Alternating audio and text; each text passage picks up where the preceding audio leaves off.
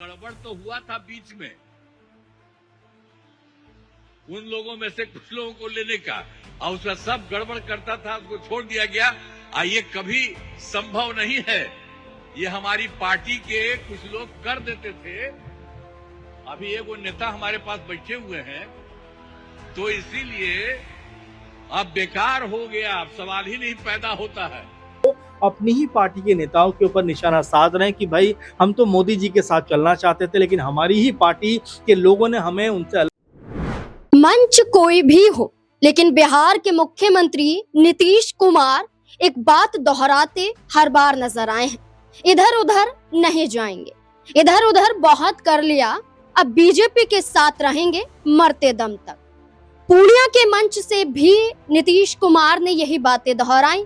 मंच से खुलकर नीतीश कुमार ने कहा कि अब इधर उधर जाने का समय नहीं है।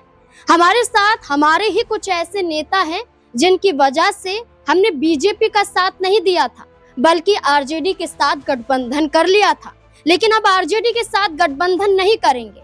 और जिन नेताओं का जिक्र करते हुए वो नजर आए थे, उन पर यह कहना था नीतीश कुमार का कि कुछ नेता थे जिनकी वजह से बीजेपी से अलग हुए।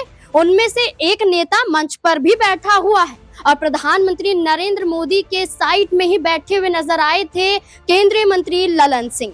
ऐसे में सवाल ये खड़े हो रहे हैं कि बार बार नीतीश कुमार का ये कहना कि उनकी ही पार्टी से एक ऐसा चेहरा है जिसकी वजह से नीतीश कुमार ने बीजेपी से गद्दारी कर ली थी, आरजेडी से हाथ मिला लिया था। क्या ललन सिंह को नसीहत दे रहे हैं, ललन सिंह को चेता रहे हैं, या अब ललन सिंह का साथ नीतीश कुमार नहीं चाहते हैं? ललन सिंह वो चेहरा है जो नीतीश कुमार का राइट हैंड कहे जाते हैं।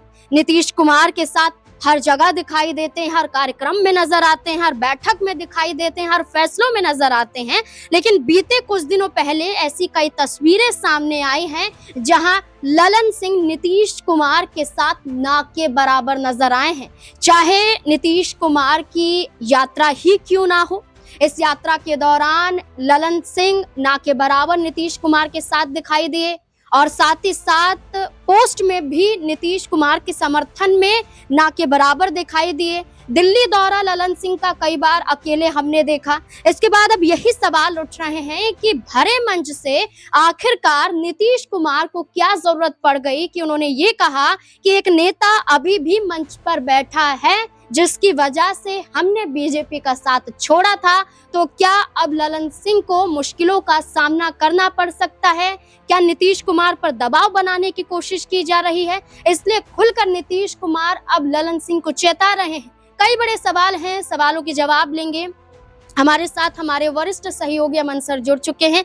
सर, कैसे देखते हैं इस एक बयान को जिसे बार बार नीतीश कुमार दोहराते हैं और ये कहते हैं कि अब ये गठबंधन मजबूती का गठबंधन है, मजबूरी का गठबंधन नहीं है, इधर उधर नहीं होंगे? क्या लगता है कि इस विधानसभा चुनाव में बीजेपी को भी उतनी ही जरूरत नीतीश कुमार की है जितनी जरूरत नीतीश कुमार बीजेपी के लिए बता रहे हैं? देखिए, बिल्कुल नीतीश कुमार बिल्कुल मजबूरी है और ज़रूरी भी है बीजेपी के लिए, क्योंकि उनके बिना शायद बीजेपी के लिए चुनाव जीतना बहुत दूर की कौड़ी हो जाए। लेकिन उससे पहले अगर हम नीतीश कुमार के ऊपर बात करें तो अपनी ही पार्टी के नेताओं के ऊपर जिस तरह से वो बारंबार बयानबाजी करते हैं, वो ये बताता है कि क्या वो नाखुश नजर आते हैं, क्या ललन सिंह की जो एक्टिविटी है उससे बहुत ज़्यादा वो खुश नहीं है, इसीलिए लगातार बयानबाजी करते हैं। क्योंकि इसी तरह का बयान कुछ दिनों पहले या कुछ महीने पहले उन्होंने इसी तरह के मंच पर दिया था, जहां पीएम मोदी भी मौजूद थे कि भाई हम तो आपके साथ चलना चाहते थे, लेकिन हमारी ही पार्टी के लोग हमें भड़का दिए, हमें बहका दिए और हमने आपसे जो है गठबंधन खत्म कर लिया।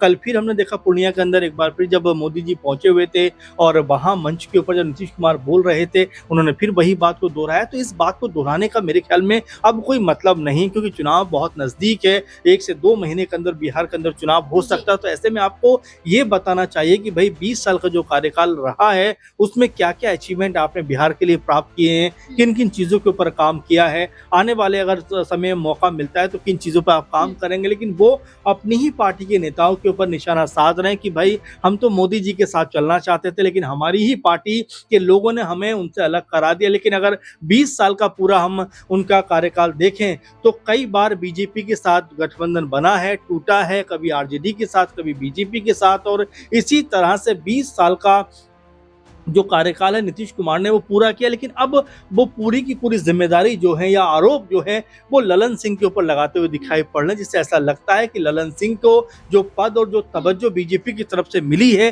क्या उससे भी बहुत ज्यादा खुश नहीं है नीतीश कुमार। और ये एक बड़ी वजह बन सकती है कि क्या अब आने वाले दिनों में जेडीयू के अंदर भी कोई बड़ी फूट दिखाई पड़ सकती है। कल जो 2-3 दिन पहले भी अगर हम देखें, जेपी नड्डा जो बीजेपी के राष्ट्रीय अध्यक्ष हैं वो बिहार पहुंचे थे, बिहार में तमाम लोगों से मुलाकात की, कई जगह पर उनके भाषण भी हुए, लेकिन नीतीश कुमार के साथ उनकी मुलाकात नहीं हुई। इस बात को लेकर भी तमाम लोग ये बात कह रहे हैं कि अभी भी सीट शेयरिंग के मुद्दे को लेकर उलझने अभी भी बरकरार हैं। आप देखिए, मोदी जी लगातार बिहार जा रहे हैं, लगातार जो भाषण दे रहे हैं, लगातार अपनी बातों को सामने रख रहे हैं, लेकिन जो ये सवाल यहाँ पर ये बनता है कि अपनी ही पार्टी के एक चेहरे को आप खुलकर मंच से ऐसा बोलते हैं, उजागर कर रहे हैं कि आपकी पार्टी में कमियां हैं और आपकी ही पार्टी को तोड़ने के लिए ये चेहरे आगे आ रहे हैं। लेकिन दूसरी तरफ, जैसा कि आपने कहा कि भाजपा राष्ट्रीय अध्यक्ष जेपी नड्डा जब बिहार पहुंचते हैं तो नीतीश कुमार से बिना मिले चले जाते हैं और ये कहा जाता है कि नीतीश कुमार की तबीयत ठीक नहीं थी, इस वजह से मुलाकात नहीं हुई थी। लेकिन मुलाकात तो और भी ज्यादा होनी चाहिए थी, क्योंकि तबीयत ठीक नहीं थी तो जेपी नड्डा को मुलाकात करनी चाहिए थी। तो बीजेपी आपका साथ दिखाई नहीं दे रहा है कि वो दे रही है, लेकिन नीतीश कुमार विश्वास जता रहे हैं। देखिए, बिल्कुल, और ये बात बड़ी हो जाती है यहाँ पर कि क्या अपनी ही पार्टी के नेताओं के ऊपर अब नीतीश कुमार को एतबार नहीं रहा। जो तालमेल था, क्या वो तालमेल अब कहीं ना कहीं टूटता हुआ दिखाई पड़ रहा है? क्योंकि इस बात को लेकर भी लगातार खबरें हैं कि बीजेपी के साथ तो बातचीत बाद में होगी सीट को लेकर, लेकिन पहले अपने ही दल के अंदर क्या जो मनमुटाव है, क्या वो नजर नहीं आता? नीतीश कुमार बारंबार अगर भरे मंच से इस तरह अपनी ही पार्टी के एक बड़े नेता के ऊपर आरोप लगाएंगे कि भाई इनके कहने पर मैं अलग हो गया था, तो क्या आपकी उस समय जो कह सकते हैं कि जो विवेक है या जो अनुभव है, क्या वो आपने उसका इस्तेमाल नहीं किया, जो आप सिर्फ ललन सिंह के ऊपर आरोप लगा रहे हैं? तो ये छोटी चीज नहीं है कि भरे मंच से आप लगातार ललन सिंह के ऊपर एक के बाद इस तरह के आरोप लगा रहे हैं, और ना सिर्फ आरोप लगा रहे हैं बल्कि इशारा करके कह रहे हैं कि भाई इनकी वजह से मैं बीजेपी से अलग हुआ। तो ये तमाम बातें हैं जो इशारा कर रहे हैं कि जेडीयू के अंदर भी बहुत सारी चीजें सामान्य नहीं है। इसके अलावा सीट शेयरिंग की बात अगर हम कर लें कि लगातार जो बीजेपी के नेताओं के दौरे हो रहे हैं, बातचीत हो रही है, मंच साझा किए जा रहे हैं, लेकिन उसके बावजूद भी सीट शेयरिंग के ऊपर अभी भी पूरी तरीके से कोई भी बातचीत नहीं हो पा रही। आप देखिए, जितना मांझी खुलकर कह रहे हैं कि भाई हमें 30 से 40 सीटें चाहिए, चिराग पासवान भी 50-60 सीटों की बात करते हैं। तो ये जो पूरे का पूरा मसला है, इतना सुलझना इतना आसान नहीं है, इसीलिए इसके ऊपर अभी कोई भी बात करना नहीं चाहता। लेकिन जेडीयू और बीजेपी के अंदर जिस तरह से नीतीश कुमार एक मजबूत कह सकते हैं कि गठजोड़ बनाना चाहते हैं, या जो ये कहना चाहते हैं कि भाई हम आपके साथ चलने को हमेशा तैयार हैं। हाँ, कुछ नेता हमारी पार्टी में ऐसे हैं जो हमारा ध्यान भटका देते हैं, लेकिन हम हमेशा आपके साथ चलना चाहते हैं। अगर उनकी ये बयानबाजी है, उनका ये तर्क है, तो ये तर्क उनके ऊपर आने वाले दिनों में भारी पड़ता हुआ दिखाई पड़ सकता है। सर, एक और छोटा सा सवाल ये रहेगा कि जब बिहार बंद की बात कही गई थी, बिहार बंद किया गया था, तो हमने कई ऐसी घटनाएं देखी थी जहां कई कार्यकर्ताओं द्वारा आम लोगों को रोका गया था, और जबकि ये कहा गया था कि इमरजेंसी के वक्त पर आम लोगों को रोका नहीं जाएगा। तो चाहे अस्पताल जाने की बात हो, स्कूल जाने की बात हो, कई बार ऐसा हमने देखा। और प्रधानमंत्री का पूर्णिया दौरा देखा तो उस दौरान दरोगा भर्ती को लेकर भी कई छात्रों ने विरोध प्रदर्शन किया, और साथ ही साथ हमने ये भी देखा कि आरजेडी के एक नेता को गोलियां से भून दिया जाता है। इसके बाद नीतीश कुमार के ही एक मंत्री जिवेश को उनके ही एक बात की जाए, गांव में पहुंचते हैं, वहां पर सड़क ना बनने की वजह से उन्हें भगाया जाता है। तो कई ऐसी घटनाएं सामने आ रही हैं, तो लगता नहीं है कि इस बार बिहार की जनता बदलाव चाहेगी। बिल्कुल नाज़मीन, और ये बात होनी भी चाहिए कि 20 साल से अगर मुख्यमंत्री आप हैं तो आप पिछले 20 सालों का इतिहास मत बताइए, वो गुजर चुका है। आपने जो 20 साल में किया, खासकर इन जो 5 साल में किया, वो आपको लोगों को बताना चाहिए। यहाँ पर अगर आप देखेंगे जो अराजकता का माहौल है वो कह सकते हैं बहुत ज्यादा नजर आता है, और यही बात है कि अपराध के जो आंकड़े हैं वो रोजाना इस तरह से सामने आ रहे हैं जो डराने वाले हैं। और चिराग पासवान ने जो एनडीए का हिस्सा हैं, उन्होंने भी इस बात का कहते हैं दुख जाहिर किया था कि वो उस सरकार का हिस्सा है